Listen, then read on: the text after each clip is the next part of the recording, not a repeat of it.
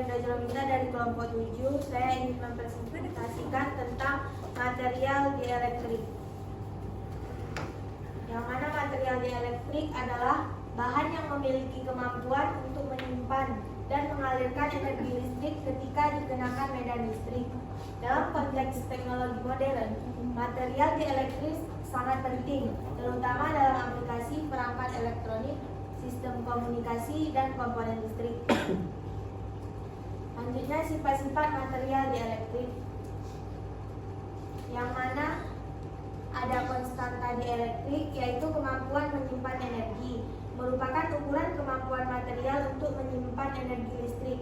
Semakin tinggi konstanta dielektrik, semakin besar kapasitas penyimpan energi. Yang kedua, resistivitas, yaitu isolator yang efektif. Bahan dielektrik memiliki resistivitas yang tinggi, yang menjadikannya sebagai isolator yang efektif. Dan polarisasi, pembentukan dipol listrik. Ketika dikenakan medan listrik, material dielektrik dapat terpolarisasi, menghasilkan dipol listrik yang berorientasi sesuai dengan arah medan. Dan yang terakhir, kekuatan dielektrik, yaitu batas maksimum medan listrik, yang mana merupakan batas maksimum medan listrik yang dapat diterapkan pada material tanpa menyebabkan kerusakan atau menyalakan arus. Selanjutnya, jenis-jenis material dielektrik, yang mana ada dielektrik padat, plastik, karet, kaca. Dielektrik cair, yaitu minyak isolasi, dan dielektrik gas, yaitu udara. Proses pembuatan material dielektrik.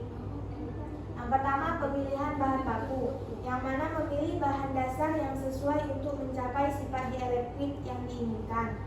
Kedua, pencampuran. Bahan baku dicampur dalam proporsi tertentu untuk mencapai komposisi yang diinginkan. Selanjutnya, pengecoran atau pembentukan, yang mana campuran kemudian dicetak atau dibentuk menjadi produk akhir. Dan yang terakhir, ada pengeringan dan pemanasan, yang mana proses akhir ini untuk meningkatkan sifat mekanik dan dielektrik dari material. Aplikasi material dielektrik. Bahan dielektrik digunakan dalam berbagai aplikasi, antara lain kapasitor, yaitu untuk menyimpan energi listrik dalam rangkaian elektrik. Isolator dalam sistem kelistrikan untuk mencegah arus bocor dan menjaga keamanan. Selanjutnya, perangkat penyimpanan energi, yang mana dalam teknologi baterai dan superkapasitor, mana dielektrik berperan dalam efisiensi penyimpanan. Dan yang terakhir, ada perangkat komunikasi, yang mana digunakan dalam antena dan komponen RF untuk mengoptimalkan kinerja sinyal. Selanjutnya, kesimpulan pentingnya material dielektrik dalam teknologi modern dan penelitian pengembangan untuk material baru yang lebih efisien. Material dielektrik memainkan peranan yang sangat penting dalam teknologi modern, terutama dalam elektronik dan sistem kelistrikan. Dengan karakteristik yang unik dan beragam aplikasi, penelitian tentang material dielektrik terus berkembang, berfokus pada material baru yang lebih efisiensi dan ramah lingkungan. Berdasarkan sifat dan aplikasinya, material dielektrik dapat dikategorikan menjadi beberapa jenis, termasuk padat, cair, dan gas.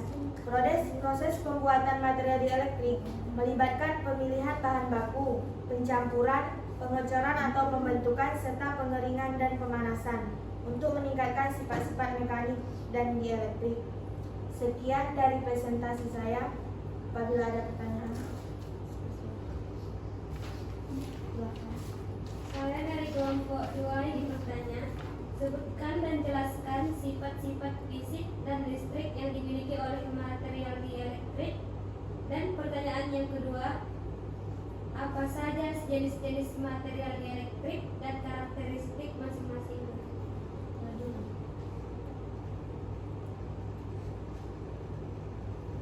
Sebutkan dan jelaskan sifat-sifat fisik dan listrik yang dimiliki oleh material dielektrik.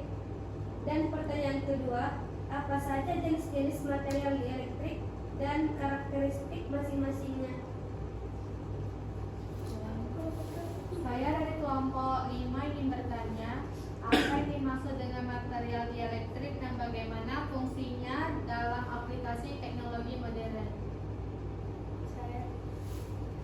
Saya dari kelompok 3 ingin bertanya, dalam aplikasi apa saja material dielektrik digunakan dan apa dampaknya terhadap perkembangan teknologi? Yang pertanyaan untuk kedua, siapa saja ilmuwan yang berkontribusi dalam penelitian tentang material dielektrik dan apa penemuan penting mereka?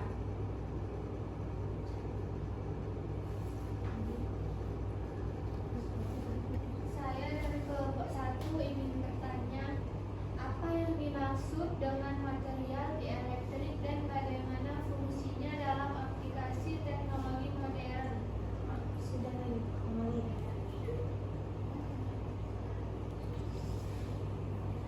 Mengapa pemahaman tentang material dielektrik menjadi semakin krusial dalam konteks perkembangan teknologi baru? Satu lagi, bagaimana proses pembuatan material dielektrik dilakukan dari pemilihan bahan baku hingga pengeringannya?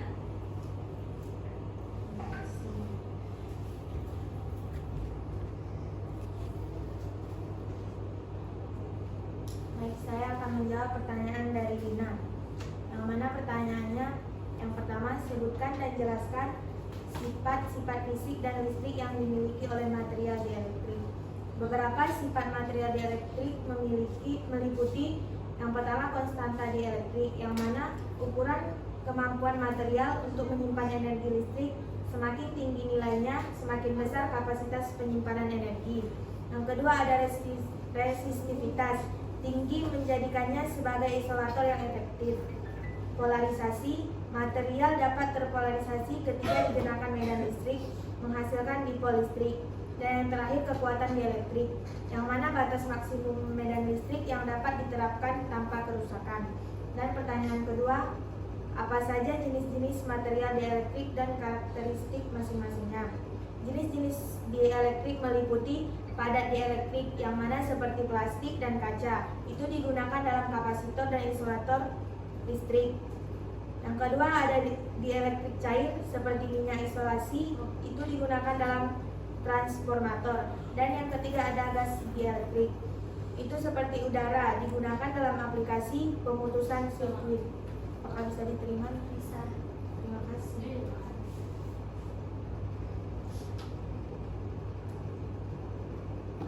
Selanjutnya saya akan menjawab pertanyaan dari Lia, yang mana pertanyaannya, apa yang dimaksud dengan material dielektrik dan bagaimana fungsinya dalam aplikasi teknologi modern?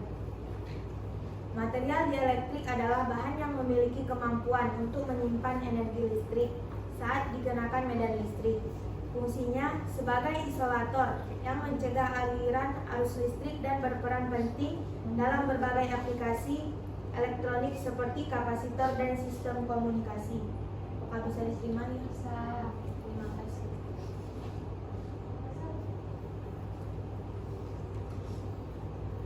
Selanjutnya saya akan menjawab pertanyaan dari Kak Emi, yang mana pertanyaan pertamanya, dalam aplikasi apa saja material dielektrik digunakan dan apa dampaknya terhadap perkembangan teknologi? Material dielektrik digunakan dalam kapasitor, isolator, perangkat penyimpan energi, dan perangkat komunikasi. Dampaknya meliputi peningkatan efisiensi dan kinerja dalam teknologi, serta inovasi dalam sistem kelistrikan. Pertanyaan kedua, siapa saja ilmuwan yang berkontribusi dalam penelitian tentang material dielektrik dan apa penemuan penting mereka? Beberapa ilmuwannya termasuk William Gilbert, penelitian tentang magnetisme dan listrik statis; Peter van Masenbroek, penemuan botol Leyden untuk penyimpanan energi listrik; Michel Faraday, eksperimen tentang polarisasi material; dan yang terakhir James Clerk Maxwell, teori elektromagnetik yang menjelaskan gelombang elektromagnetik dalam bahan dielektrik. Apakah bisa diterima? Bisa. Selanjutnya yang terakhir, Pertanyaan dari Tria, yang mana pertanyaan pertamanya ialah mengapa pemahaman tentang material dielektrik menjadi semakin krusial dalam konteks perkembangan teknologi baru. Pemahaman ini krusial karena dengan peningkatnya kebutuhan akan perangkat elektronik yang lebih efisiensi dan kompak, serta perkembangan teknologi baru seperti penyimpanan energi dan komunikasi. Inovasi dalam material dielektrik diperlukan untuk meningkatkan kinerja dan efisiensi perangkat. Pertanyaan keduanya, bagaimana proses pembuatan material dielektrik dilakukan dari pemilihan bahan baku hingga pengeringan? Yang mana proses pembuatan material dielektrik melibatkan langkah-langkah. Yang pertama itu pemilihan bahan baku, memilih bahan dasar yang sesuai. Yang kedua itu pencampuran, yaitu mencampur bahan baku dalam proporsi tertentu. Selanjutnya pengecoran atau pembentukan, yaitu mencetak atau membentuk campuran menjadi produk akhir. Selanjutnya tahap terakhir itu pengeringan dan pemanasan, yang mana meningkatkan sifat mekanik dan dielektrik material. Maka bisa diterima. Sekian presentasi dari saya. Apabila ada kekurangan, saya mohon maaf. Saya akhiri, wabillahi taufiq wal hidayah. Assalamualaikum warahmatullahi wabarakatuh. Waalaikumsalam warahmatullahi